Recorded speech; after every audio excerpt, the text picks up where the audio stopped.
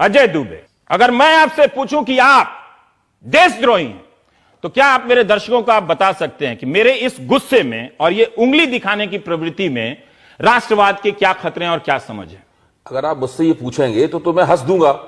क्यों आप हंस देंगे? मैं हंस दूंगा क्योंकि भारत का जो राष्ट्रवाद है वो नहीं है जो कि जो जर्मनी में था, जहां पे यहूदियों को भट्टी में झोंक दिया गया था। स्वामीनाथन अय्यर ने बहुत अच्छा लेख लिखा है, लेकिन उसमें एक कमी है, उसमें कोई भारतीय उदाहरण नहीं है।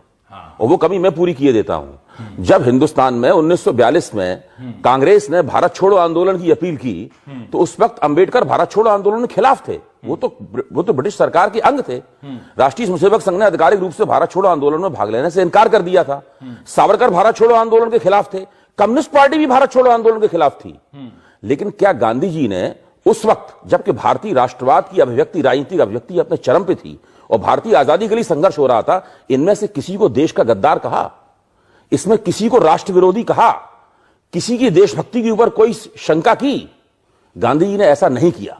ये सब लोग स्थायी रूप से कांग्रेस के मैं ये कहता हूं गांधी जी इतने बड़े नेता उस वक्त भी थे, और मैं तो कहता हूं अपने देहांत के बाद आज भी इतने बड़े नेता हैं, सब लोग उनकी नाम की संबई भरते हैं।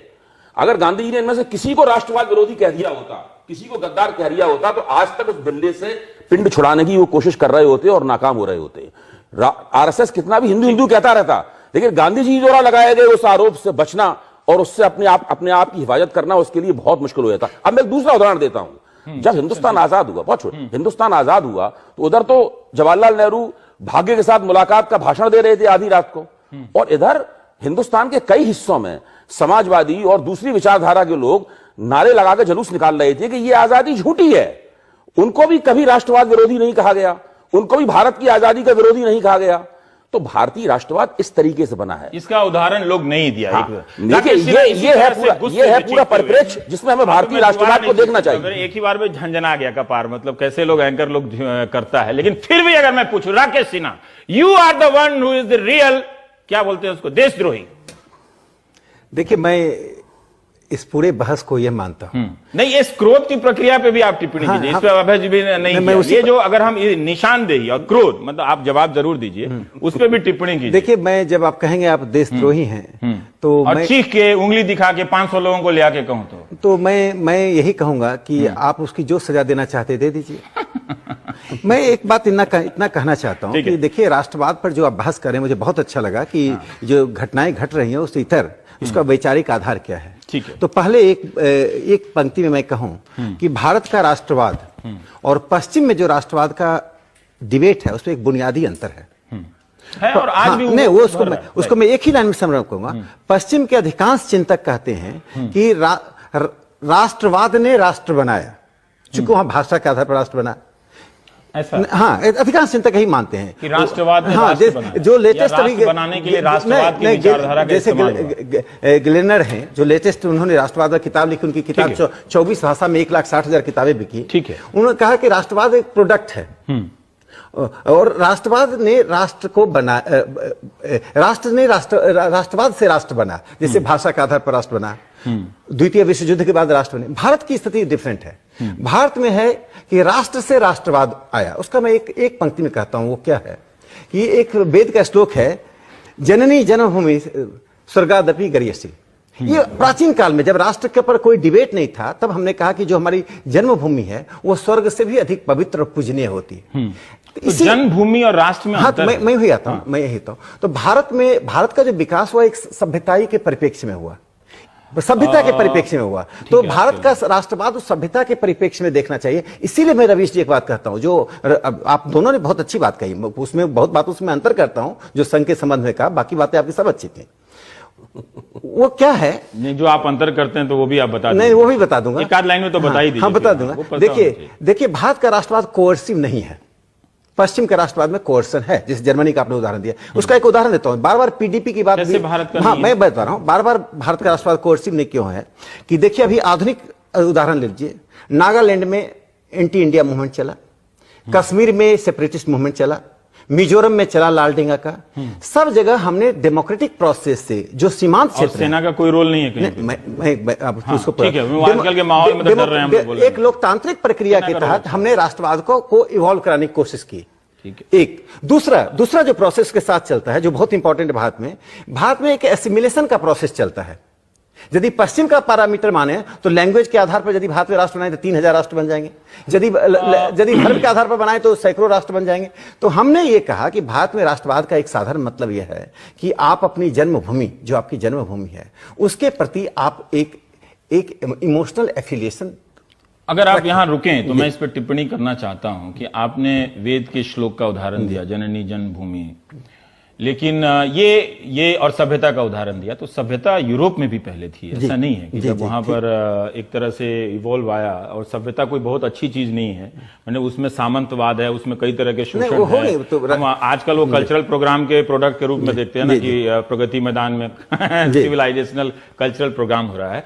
लेकिन जैसे ही आप उस पुराने श्लोक का देते हैं तो ये भी देखा गया, जो अध्ययन करने वाले रहे हैं उन्होंने कहा कि एक आप उस आइडिया को, जो आज का आइडिया, जो 19वीं सदी का आइडिया है, उसको वहां ले गए जाके जहां कोई राष्ट्र की कोई कल्पना नहीं थी, लेकिन वो जन्मभूमि की बात थी जो आज के आइडिया से मैच कर जाती है। ये मेरी जन्मभूमि है, जो इसकी एक सीमा है।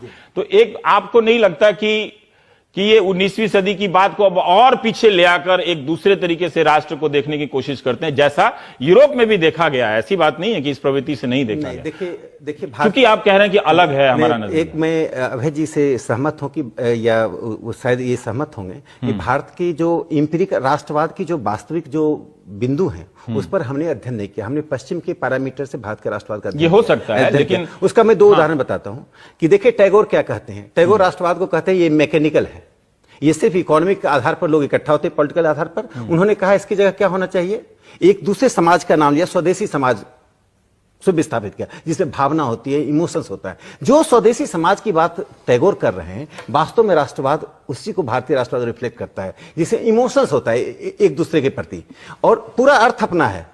इसे भारतीय राष्ट्रवाद में क्या है, पूरा भारतीय राष्ट्रवाद में क्या है, मैं इसको समाप्त कर दूं। भारतीय राष्ट्रवाद में क्या है कि स्पेसिफिक होते हुए भी, जन्मभूमि का साथ होते हुए, एक लार्जर ह्यूमैनिटी के कंसर्न को एड्रेस करते हैं। पर ये दोनों खूबियां किस राष्ट्रवाद में नहीं है? मैं बताता हूं, ह्यूमैनिटी के कंसर्न वाला, साम्राज्यवाद। मैं इसका बताता हूं कि पश्चिम में जितना सेपरेटिस्ट मूवमेंट चला और जो जर्मनी में आपने देखा, कोर्सन के एग्जाम छोटे मोटे वहां भी लार्जर डेमोक्रेटिक प्रोसेस हुआ है। संदर्भ के अनुसार राष्ट्रवाद बदलता है, ऐसी बात नहीं। यहां पर कोर्सन मिनिमम हुआ है, यहाँ एसिमिलेशन एंड ठीक है, कोऑप्शन। लेकिन आपने जो रविन्द्रनाथ टैगोर का जिक्र किया, वो मैं अभी दर्शकों को बता दूं कि वो अगर चाहें तो सब्यसाची भट्टाचार्य ने EPW में उसका बड़ा अच्छा विश्लेषण लिखा है।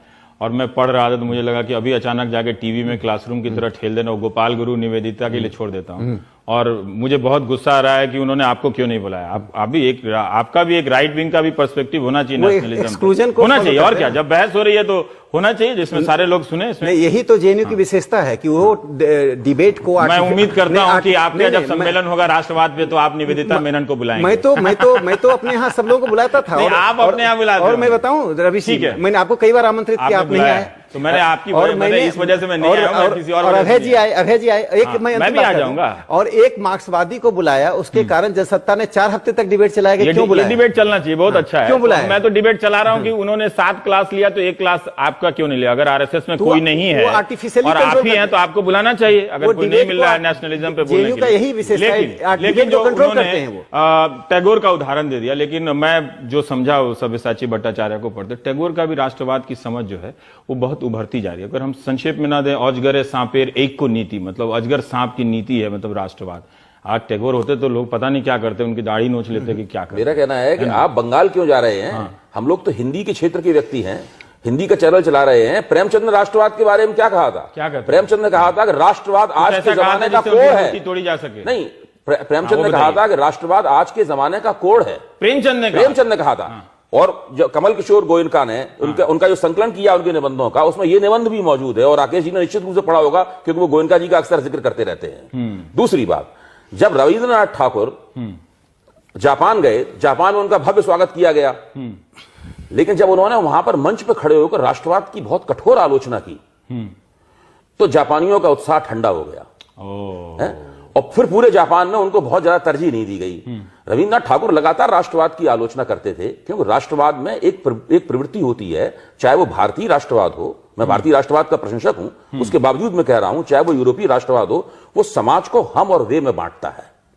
कहीं भी हर जगह हमेशा हम और वे में बांटता है। जैसे कि सावरकर वीर सावरकर, जिनकी मैं बड़ी इज्जत करता हूं, उन्होंने राष्ट्रवाद को पुण्य भूमि और जन्मभूमि की अवधारणाओं में बांट दिया।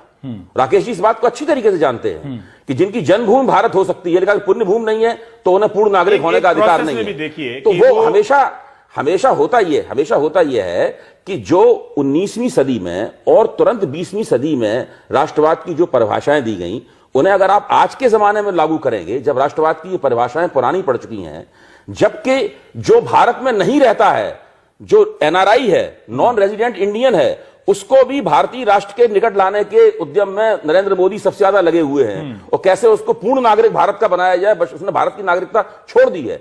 ऐसे जमाने में जब भारत के अंदर आप ऐसी राष्ट्रवादी राजनीति करेंगे जो कि हम और वे में समाज को विभाजित करेगी, राजनीति को विभाजित करेगी, तो क्या होगा? बात ये आप दोनों के उदाहरणों से कि मुझे भी ठीक लग रहा है कि आप भारतीय संदर्भ में, खासकर हिंदी के संदर्भ में आप लोग उदाहरण दे रहे थे, ये ठीक है, यहां तक बात ठीक है। बांटने वाली बात और आप एनआरआई वाली बात, मैं ये कह रहा हूं कि सावरकर हो या कोई भी हो, 19वीं और 20वीं सदी में ये एक प्रवृत्ति थी कि जो उस वक्त के चिंतक थे, वो एक राष्ट्र, चूंकि कई तरह के देश बन रहे थे, उपनिवेश के खिलाफ आंदोलन हो रहा, तो सब कोई नेशन को डिफाइन कर रहा था, ठीक है, चाहे टैगोर हो, चाहे सावरकर हो, चाहे गांधी हो, चाहे अंबेडकर हो, हर कोई कर रहा था। आज के इस दौर में हम डिफाइन कर रहे हैं या लाठी लेके? नहीं, यहां आपसे तो हाँ, मैं देखिए एक बात मैं टिप्पणी कर दूं जो अभय जी ने कहा। देखिए प्रेमचंद ने या टैगोर ने जो राष्ट्रवाद शब्द की आलोचना की, अवधारणा की आलोचना की, उनका काल और पृष्ठभूमि देख लीजिए। उस वक्त यूरोप में राष्ट्रवाद के नाम पर ही सब नंगा नाच हो रहा था। जैसे आप जर्मनी का लीजिए, आज भी हो रहा है। मैं कहूं, आज भी मैं क्या कहा, 20 से 25 मुल्कों में मैंने क्या कहा, स्टेट कायम मैंने हो चुका कहा है। कि उन्होंने जिस राष्ट्रवाद की आलोचना की वो हमारा राष्ट्रवाद नहीं है।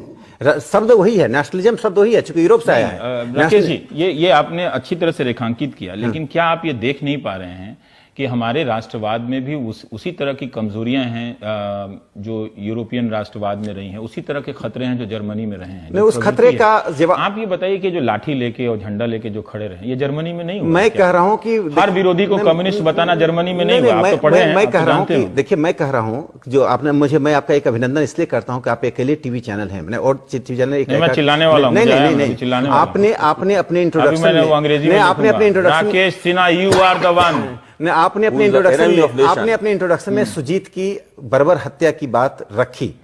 मैं यही वो भी मेरे देश का नागरिक, मैं यही बात कहना चाहता हूं कि भारतीय राष्ट्रवाद का जो विमर्श हो रहा था, उस विमर्श को एक पक्षीय और यूरोप केंद्रित बनाने का जवाहरलाल नेहरू विश्वविद्यालय के शिक्षकों ने किया।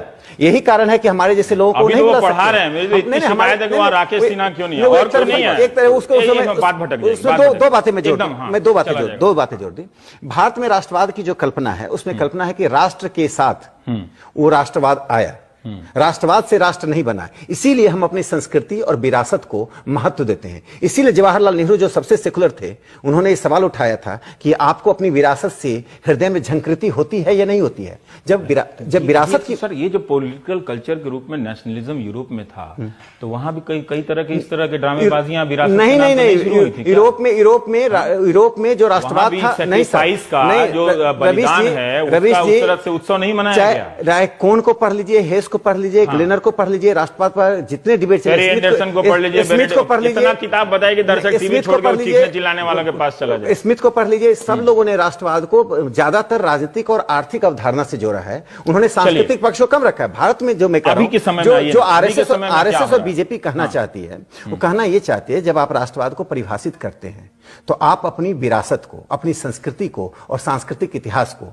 उपेक्षित ना करें। सिर्फ एक ही संदर्भ है जो जवाहरलाल नेहरू विश्वविद्यालय के जैसे प्रोफेसर जानबूझकर एक्सक्लूजन में विश्वास करते हैं।